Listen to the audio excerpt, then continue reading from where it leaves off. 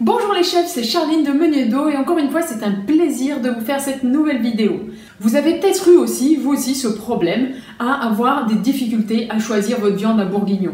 Que ce soit devant l'étal du boucher, devant l'étal du supermarché, voilà, peut-être qu'une fois ou la dernière fois même vous avez fait un bourguignon et vous avez dit il est vraiment super bon et vous aimeriez retrouver cette viande, cette qualité de viande que vous avez fait dans votre bourguignon précédent. Eh bien sachez qu'en fait la réussite d'un bourguignon n'a rien à voir avec le hasard, c'est simplement une suite de techniques culinaires, une suite de bons choix de produits qui amènent justement à un excellent résultat. Alors aujourd'hui, on va se concentrer uniquement sur le choix de la viande pour faire son bourguignon. Et tu vas voir qu'en fait, il existe énormément de viandes différentes pour faire son bourguignon et elles sont pas toutes pareilles. Elles ont des caractéristiques différentes, c'est ce qu'on va voir tout de suite dans cette vidéo. Alors, comme je viens de te le dire, tu as dû déjà remarquer que suivant les recettes, il n'était pas indiqué le même nom du morceau de viande qu'on va utiliser pour faire le bœuf bourguignon. Tantôt, on parle de gîte, de paleron, de macreuse et même parfois de joue de bœuf. Alors, voyons en détail chacun de ces morceaux de viande et je t'explique un peu quel morceau de viande correspond à quel goût. Commençons par le tendron qui s'affiche à l'écran. Tu peux voir dans cette viande, en fait, il y a énormément de blanc. Alors le blanc, ça peut être le gras, mais ça peut être aussi du cartilage et des choses comme ça. Alors c'est vrai qu'à la cuisson, le cartilage va devenir moins dur, les nerfs aussi et tout, mais quand tu vois cette photo, tu vois très bien que le tendron est une viande grasse et que ça va quand même rester une viande grasse en bouche une fois que tu la mangeras, même une fois cuite. Justement, pour que la comparaison te saute aux yeux, maintenant je te montre la photo de la boule de macreuse. Alors c'est dans cette boule de macreuse que souvent le boucher te découpe les morceaux, environ 50 grammes chacun pour faire ton bourguignon. Et tu vois cette fois-ci sur la photo, ça saute aux yeux qu'il n'y a quasiment pas de blanc. C'est-à-dire qu'il n'y a quasiment pas de nerfs, il n'y a quasiment pas de gras, tout ça. Donc si tu utilises la macreuse pour faire ton bœuf bourguignon, eh bien voilà, il y aura beaucoup moins de gras. Alors certaines personnes préfèrent quand c'est gras, d'autres personnes préfèrent quand justement c'est moins gras, mais ça risque d'être peut-être même un peu plus sec. La viande sera peut-être sûrement un peu plus filandreuse et un peu plus sèche. Ça va dépendre de tes goûts.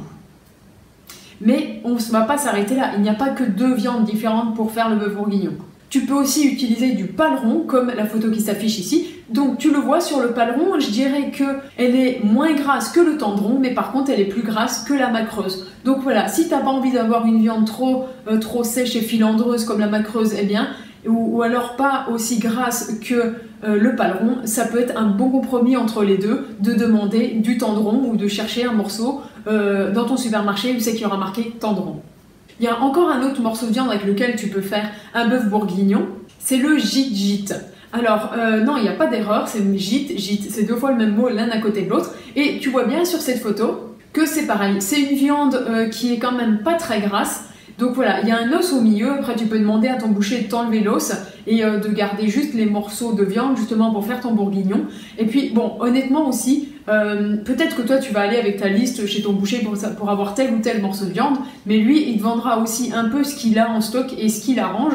Donc voilà, il n'y a rien à craindre, juste sache que voilà, tu as différents morceaux de viande et quand tu prends un morceau de viande, à toi de regarder s'il est gras ou pas gras, même si tu ne retiens pas tous les noms de morceaux de viande que je viens de te dire. Voilà, d'un simple coup d'œil, normalement, quand le boucher prend devant toi le morceau de viande, c'est à toi de lui dire « Ah non, celui-là, je le trouve pas assez gras ou trop gras » et tu verras, il te proposera d'autres morceaux de viande. Et enfin, pour le dernier morceau de viande avec lequel tu peux faire ton bourguignon que je vais te présenter dans cette vidéo, c'est la joue de bœuf. Alors, la joue de bœuf, comme tu peux le voir sur la photo, elle est un petit peu grasse, mais surtout, en fait, ça ne se voit pas trop sur la photo, mais elle est gélatineuse. Alors après, bien sûr, il faut aimer le gélatineux, mais ça peut être aussi une bonne option pour faire un bourguignon, soit pour justement tester de manger de la joue de bœuf, si tu ne connais pas ce morceau, voilà, c'est vraiment très bon.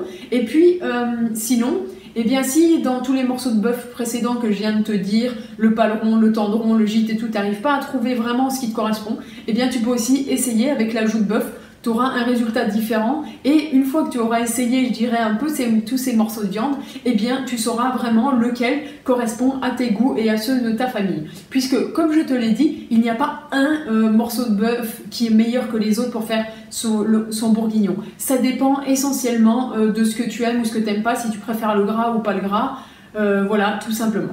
Donc, ce qu'il faut savoir pour tous ces morceaux de bœuf, c'est qu'en fait, ils appartiennent à une catégorie de viande. C'est-à-dire qu'en fait, dans un bœuf, il y a la viande de première catégorie, la viande de deuxième catégorie et la viande de troisième catégorie. Alors, tu vois l'image qui s'affiche ici à l'écran, donc c'est un bœuf. Donc ici, en rouge, on voit sur l'animal toute la partie rouge qui est sur le dos et la cuisse arrière de l'animal, c'est de la viande de première catégorie. Donc cette viande de première catégorie, c'est ce que tu vas faire cuire très rapidement, comme par exemple un steak, une bavette ou encore... enfin bref, tu vois tous les morceaux que tu vas griller à la poêle. Ensuite, tu as les morceaux de deuxième catégorie. Eh bien, c'est les morceaux qui vont se faire en fait cuire dans un liquide très doucement et longtemps. Alors pourquoi doucement et pourquoi longtemps? Parce que c'est souvent des morceaux un peu durs qui ont besoin d'être attendris et cet attendrissement va se faire aussi grâce à un liquide pour ne pas les dessécher. Et il faut savoir aussi que les morceaux de viande de première catégorie sont souvent assez chers, les morceaux de viande de deuxième catégorie sont moins chers que les morceaux de première catégorie et enfin on a les morceaux de viande de troisième catégorie qui sont encore moins chers. Alors, c'est pas parce que c'est cher ou pas cher que c'est bon ou c'est pas bon, pas du tout. C'est juste que ce que tu dois comprendre vraiment dans cette vidéo aussi, c'est que en suivant la catégorie à laquelle appartient le morceau de viande, tu dois le cuisiner différemment. Par exemple, prenons un morceau de troisième catégorie qui sera un morceau de viande assez dur, c'est-à-dire plein de collagène. Tu auras besoin de le cuire longtemps, doucement, dans un liquide pour que ça donne vraiment un morceau de viande très tendre. Alors, je pense pas qu'on puisse dire qu'un morceau de viande bien cuit, très tendre dans une sauce à bourguignon soit meilleur ou pas meilleur qu'un steak qui est juste revenu à la poêle.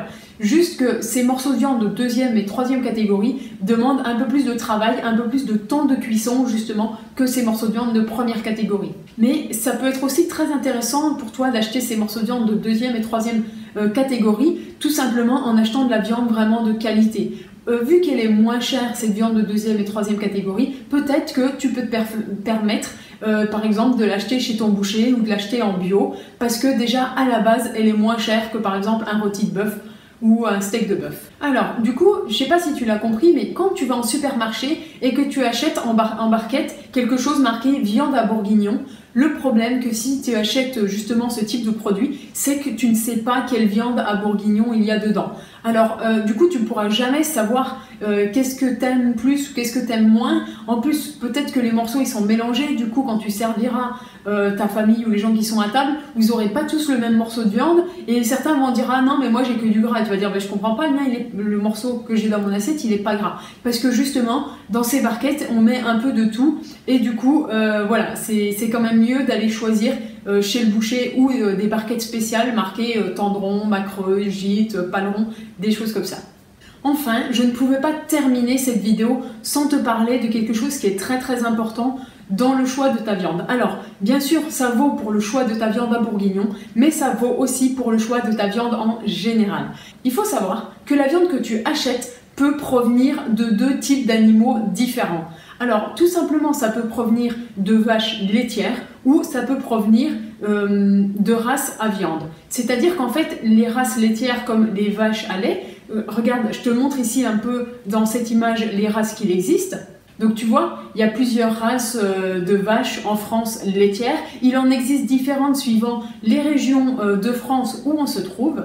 Voilà, moi j'ai été élevée dans le Doubs, dans le Haut-Doubs, donc la Montbéliarde, c'est vrai que c'est la vache que j'ai vue en étant toute petite dans mes champs, donc voilà, je sais que c'est une vache de race laitière. Mais par contre, moi aussi dans les champs où j'habitais, j'ai croisé des autres vaches, des vaches toutes blanches, et ces vaches toutes blanches en fait ce sont des charolaises. Et tu as sûrement entendu parler ou tu as sûrement entendu vu, des fois on dit bœuf charolais, voilà, le mot charolais est synonyme de qualité. Pourquoi? Tout simplement parce que la charolaise, c'est une espèce de vache à viande. C'est-à-dire qu'en fait, cette vache-là, tout ce qu'elle fait, elle, c'est brouter l'herbe, faire des petits et finir à l'abattoir. Donc tu vois, elle est quand même pas stressée, on ne lui en demande pas beaucoup. Par contre, la viande que tu trouves souvent en supermarché, si c'est rien écrit dessus, eh bien en fait, qu'est-ce que c'est? C'est une vache laitière, donc qui a fait plusieurs veaux, parce qu'il faut qu'elle fasse des veaux pour avoir du lait, et tous les jours, 2 fois par jour, voire même 3 fois par jour, elle est traite cette vache, pour donner du lait avec lequel on va faire du fromage, avec lequel on va vendre dans les supermarchés, tout ça, tout ça.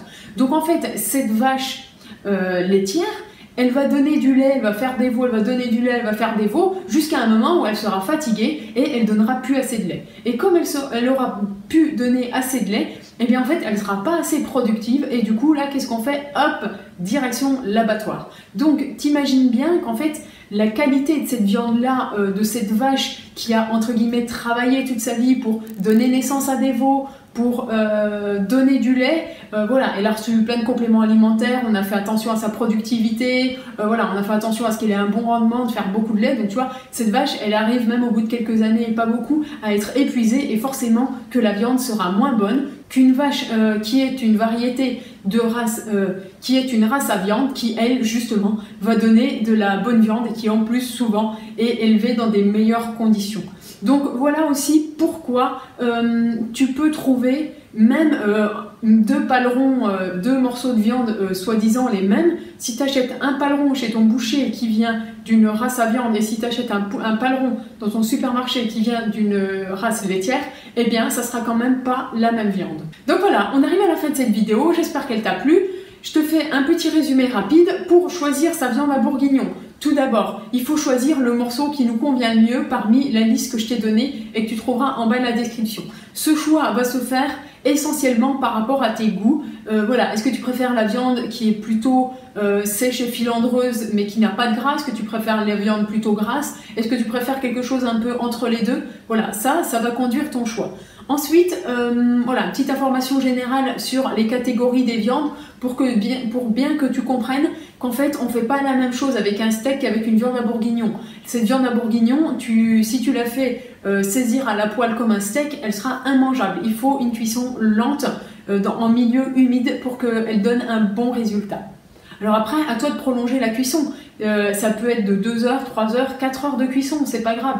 Tant qu'il y a du liquide, la viande, je dirais que jamais elle brûlera, il n'y a pas de souci. Enfin, pour terminer cette vidéo, je t'ai expliqué que même si tu achètes un paleron au supermarché et par exemple en boucherie, si cette viande provient d'un animal qui était une vache laitière ou une vache à viande, tu auras deux qualités de produits totalement différents, ce qui explique aussi son prix. Donc voilà, c'est terminé pour cette vidéo. Je te remercie beaucoup de l'avoir suivi jusqu'à la fin. Comme d'habitude, si elle t'a plu, n'oublie pas de mettre un pouce bleu énorme et gourmand. Et aussi, dis-moi dans les commentaires quelle viande à bourguignon tu préfères. Voilà, n'hésite pas, la cuisine c'est du partage, c'est du plaisir. Alors pour le plaisir, j'essaie de t'en donner un maximum. Pour le partage, c'est à toi aussi de participer. Et ça se fait dans les commentaires sous la vidéo. Je te dis à bientôt pour une nouvelle vidéo ou sur le blog menuhebdo.com. Bye bye!